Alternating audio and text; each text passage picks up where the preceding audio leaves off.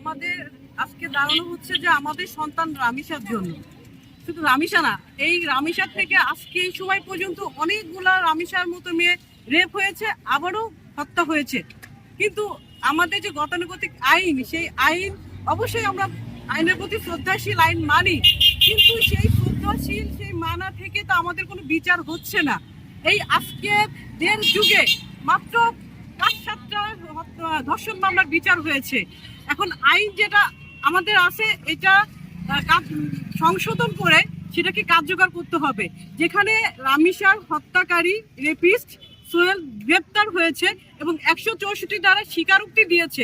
স্বীকারোক্তি দেওয়ার পর গ্রেপ্তারকৃত আসামি অবশ্যই তাকে এই গতানুগতিক আইনের বাইরে রেখে দৃষ্টান্তমূলক শাস্তির দাবি জানানোর জন্যই আমাদের এই প্রতিবাদ, আমাদের এই মানববন্ধন। এবং আমি মনে করি সারা বাংলাদেশ আজ ভারাক্রান্ত। আজকে সারা বাংলাদেশ বিচারের দাবি করছে। আমরা মাননীয় প্রধানমন্ত্রীর কাছে জানাতে চাই যে উনি ওনার পরিবারে গিয়েছিলেন, রামিসার পরিবারে গিয়েছিলেন, এজন্য তো ওনাকে ধন্যবাদ। উনি গ্রেপ্তার করেছেন, এজন্য ওনাকে ধন্যবাদ। আমরা আশা করি, প্রত্যাশা করি যে এই হত্যার বিচার 72 ঘন্টার মধ্যেই মাননীয় প্রধানমন্ত্রী করবেন। ধন্যবাদ সবাইকে।